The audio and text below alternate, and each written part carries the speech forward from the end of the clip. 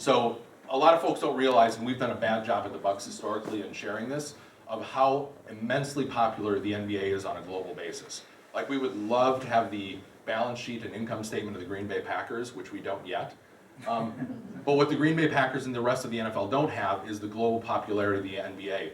The NBA is in many ways more popular outside the US than it is inside the US. We play preseason and regular season games overseas. We're broadcast in every country worldwide. We have broadcast agreements all over the globe.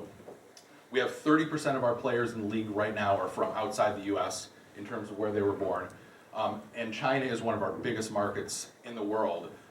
We are the #1 digital brand in China.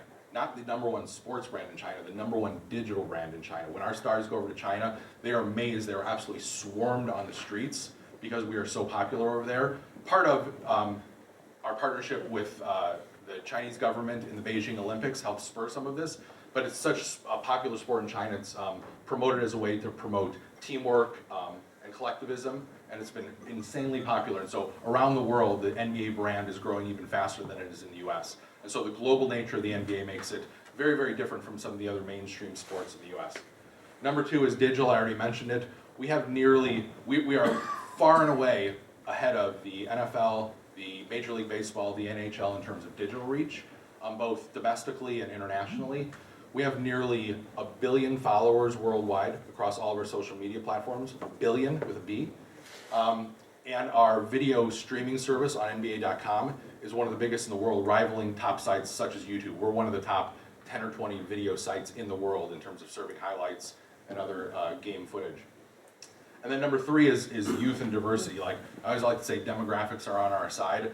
Our fan base is young, it's diverse, it's connected, and it's exciting. Our broadcasters, Fox Sports Wisconsin, they broadcast our games and they broadcast Brewers games as well.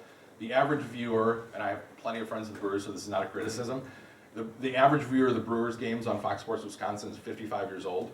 The average viewer of Bucks games on Fox Sports Wisconsin is 35 years old. And so the demographics for the Bucks and for NBA basketball is absolutely phenomenal, and we are poised to do great things in the future, so I'm super bullish about the NBA. Now about the Bucks specifically, we have had an unbelievable year in the last 18 to 20 months or so. We have a great history in terms of winning a championship in our 3rd season in 1971. We've had some great historical memories, but I can conclusively say that the last 2 years have been unlike anything in Bucks history. It all started would be April or May of 2014. The team was bought from Senator Cole by Mark Lasry, Wes Edens, and Jamie Dinan, all out of New York. Part of that purchase agreement was an agreement to keep the team in Milwaukee and build a new state-of-the-art arena for the Bucks.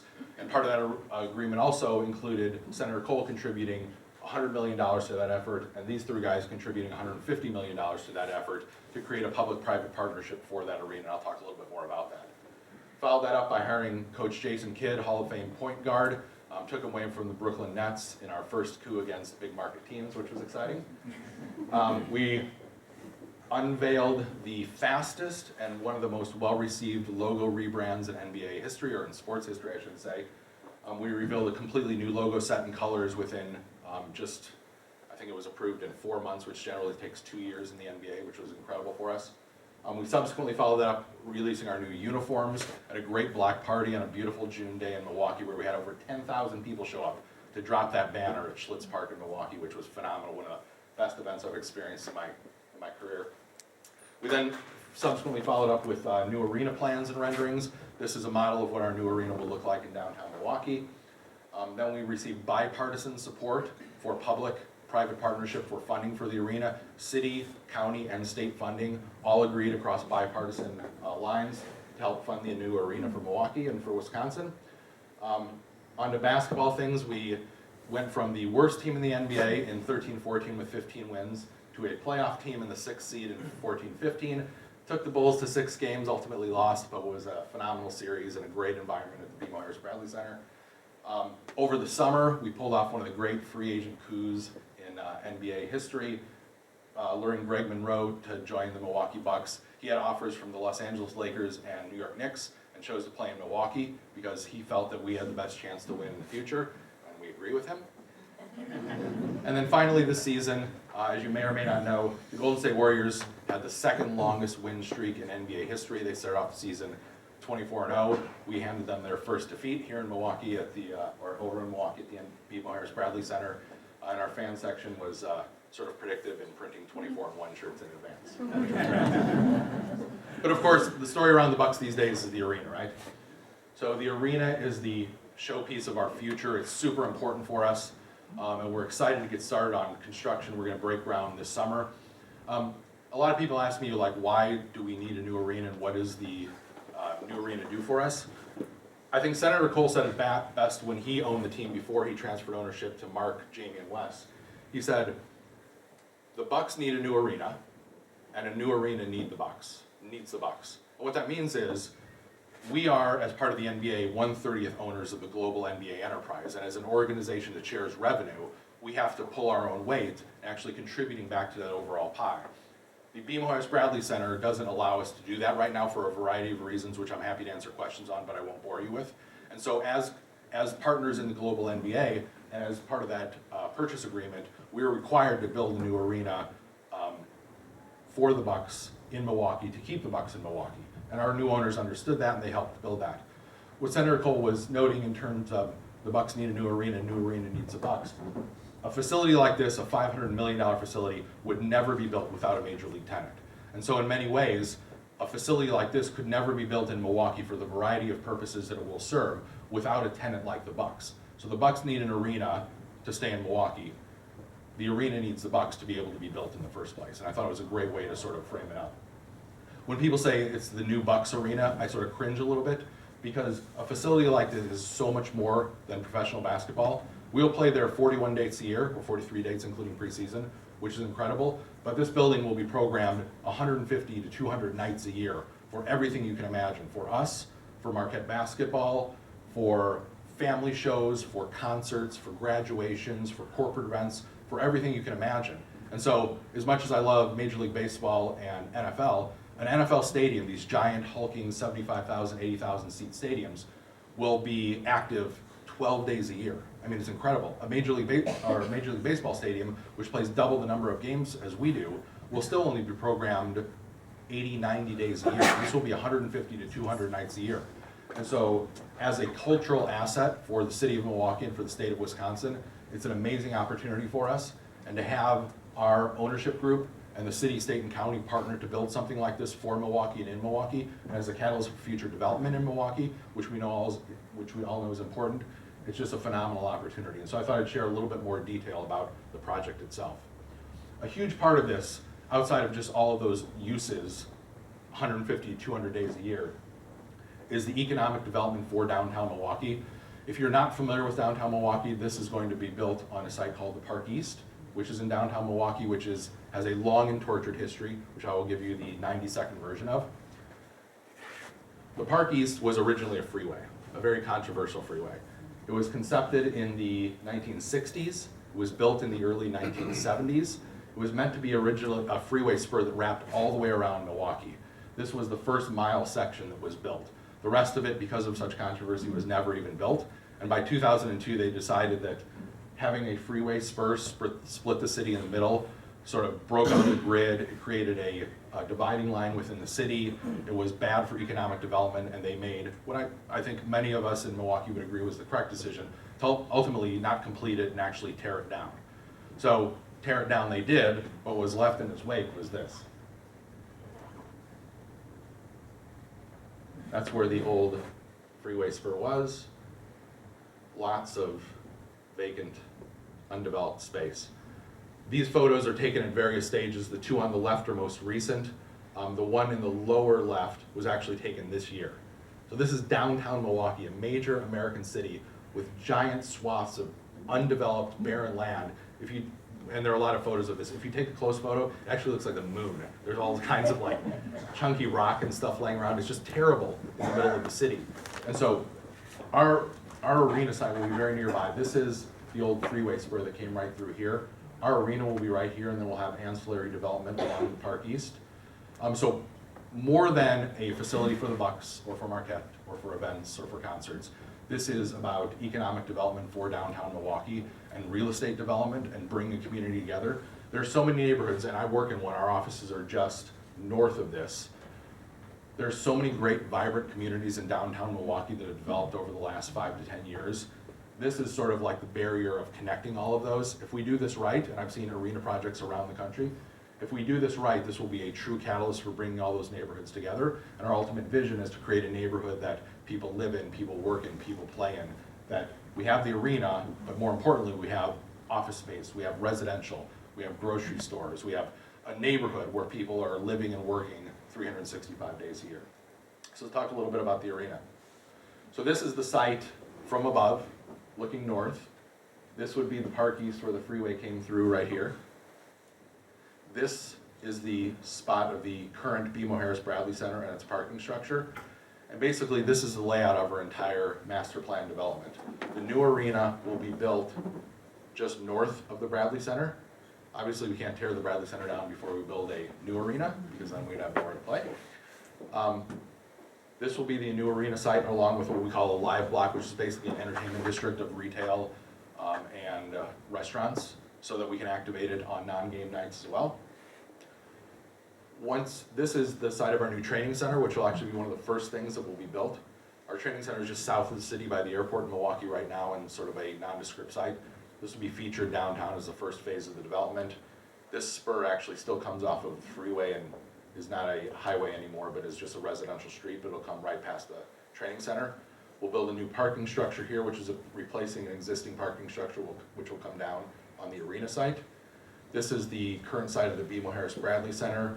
By contract with the Wisconsin Center District, that has to come down within 180 days of the new arena opening. So we'll bring that down. And then these remaining blocks here and here will be additional commercial, residential, retail development. All told, the arena is $500 million, which is a ridiculous number, I know. The rest of the development will be another, we anticipate $500 million as well. So this will be $1 billion in economic development in downtown Milwaukee. This is coupled with a couple $100 million of residential development that are currently occurring just north of here and just east of here. Northwestern Mutual is also building a 30-plus story tower downtown, which is another $500 million. So we literally have $2 to $3 billion of economic development going on in downtown Milwaukee right now, which we're obviously happy to be a part of. Here's some more stylistic renderings of what the arena will ultimately look like. This now is looking south toward the new arena. All of the grayed out structures are existing structures. Oops, sorry about that. This is the arena. The Bradley Center is right here. The new arena is actually a more scaled footprint. It's 690,000 square feet, which is bigger than the Bradley Center, but the actual height of it is smaller than the Bradley Center, so it very much fits in with the neighborhood and will be part of the neighborhood's cityscape. This is the new parking structure that will be built and connected by Skybridge to the arena, and this will be our new training center here. These blocks are currently undeveloped. That was sort of the moonscape that I talked about before. In the near term, it'll be used as construction laydown while the arena is being built, so they'll put all the materials there in construction trailers. And then while we're waiting for additional developers, they'll be used as temporary parking for the new arena and then for other ancillary development, including some of these hotels and office towers. This is the future broader development, sort of what we call phase 2 and phase 3. Again, looking a little bit more, I guess this would be southwest now. This is the arena, this is that parking structure, this is the training center, and then this is additional commercial and residential development. We expect in one of the 3 sites there to be a few hotels developed as well, because it's an ideal site. We want residential to keep it programmed year-round. And then there's also office space. We've already had multiple corporate partners reach out to us about relocating some of their offices to this community, which would be spectacular. When you have a community like this, being able to utilize in a metropolitan area, parking for multiple uses for residential, for commercial, and then for live events is a great use of that space so that it's not dark a lot of the time. And so the more uses we get in this space, the better for the economic activity. One of the things that's critically important is the Bradley Center right now. There was just an article out 2 days ago that described the BMO Harris Bradley Center as a chunk of granite as inviting as a headstone. which we don't take as a compliment. We'd like to be something more than that. And so part of it in terms of building a great building is also activating around that building. This is the proposed live block outside of the arena. That facade you see is the main entrance, sort of the front door of the arena where 80% of the folks would enter the arena. What we want to create is a live plaza in front of it that will create activity before and after the games, and also lots of activities on non-game days, whether it's ice skating, farmers markets, mini concerts, anything outside the building. You can see there's a proposed, and we're still working on this, we just had a meeting about it yesterday, a proposed canopy that would shield us somewhat from the Wisconsin winters, but also help activate the space year-round that we think would be fantastic. This is a view of the inner bowl, which basically looks like just an arena to most folks. There are a lot of key differences to this. The primary difference, and when folks ask, like, why can't we just renovate the BMO Harris Bradley Center, the biggest reason is the bowl is just configured incorrectly. It was built with 7,000 seats downstairs and 10,000 seats upstairs. We can sell the seats downstairs to infinity. It's getting people to fill the upstairs seats is a challenge. This building basically flips that. We'll have almost 11,000 seats downstairs and just about 6,000 seats upstairs. The upstairs experience will be dramatically improved as well. We'll have lots of activation, concessions, and activity areas upstairs, which will make that a much better experience. Which is not, we have 2.5 more seasons than BMO Harris Bradley Center, so I don't want to talk people out of going there. But this will be, it will be taken to another level. And we'll have much improved club spaces, much improved traffic flow, much improved concessions. I could go on and on about every feature, and I'm happy to answer any questions. But the experience in the new arena will be dramatically improved over the current BMO Harris Bradley Center. If any of you traveled and been to other arenas, I mean, the Bradley Center is well maintained, but it's basically functionally, economically obsolete. This will correct all those issues and hopefully be the catalyst for lots of activity in and around the arena. Now, people ask me, what are the benefits of building an arena as business leaders? It's a great question to ask as well. There are a lot of reasons why it makes sense for us. But why does it make sense for the community? Why does it make sense for the city, county, and state to invest alongside of us? I think this is one of the greatest arena deals in the country, in part because it is exactly a partnership. It's a 50-50 split. Our owners and our former owner are contributing 50% of the cost. The city, county, and state are contributing 50% of the cost. And the reason they're doing, I won't speak for the city, county, state, but one of the reasons communities do this are for a couple of reasons. The first is investment. If we don't build this building, our owners and our former owner are not going to invest $250 million in downtown Milwaukee. And so there are $250 million worth of investment going into Milwaukee, which will spur other investment in and around that. Again, we believe another $500 million of ancillary development around the arena, which is great. Creates a lot of jobs. There are our jobs at the Milwaukee Bucks, which we have close, of course, hold near and dear. But we're a small organization. We're like 200 people. It's not a lot. But there are also hundreds of people who are employed at the arena, hundreds of people who are employed at ancillary businesses in and around the arena, and we hope hundreds of people who will be employed at companies who put commercial properties in and around our development. Now, even though we're a small organization, we happen to have a few employees, 15 to be specific, who make a lot of money. Those employees and their counterparts who visit from other teams pay taxes on their income when they're in Wisconsin. Our players and other players around the league will pay almost $10 million in taxes on their income while they're here.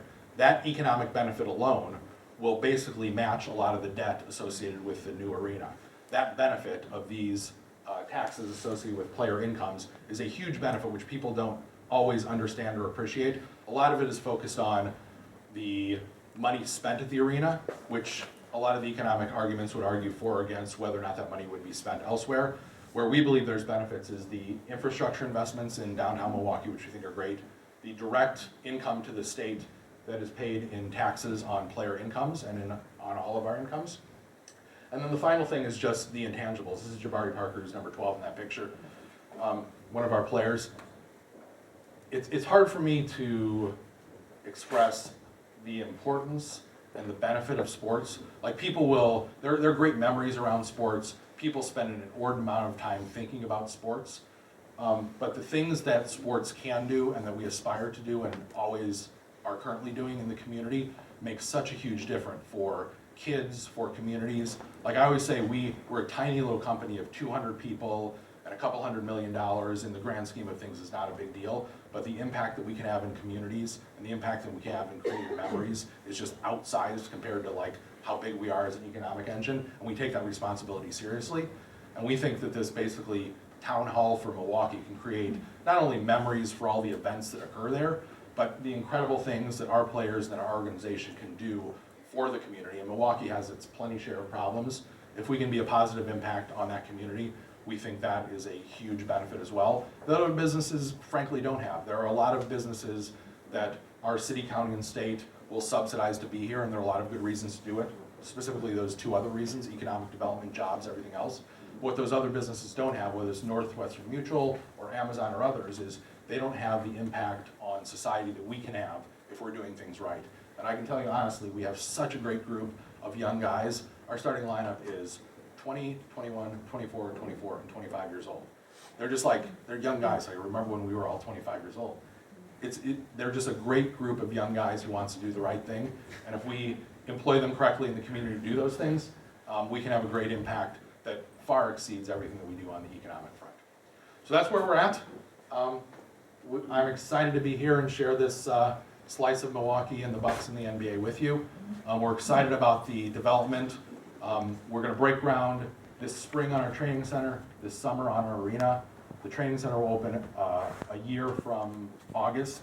The arena will open in time for the 18-19 NBA season, at which time we hope to be hoisting an NBA trophy when all our guys are 23, 24, 27, 28. And this is the vision of the final development with the arena, with the new development on the old Bradley Center site, and with the park east completely filled in, which would be one of the most dramatic changes in the history of the city of Milwaukee and the state of Wisconsin. So thank you again for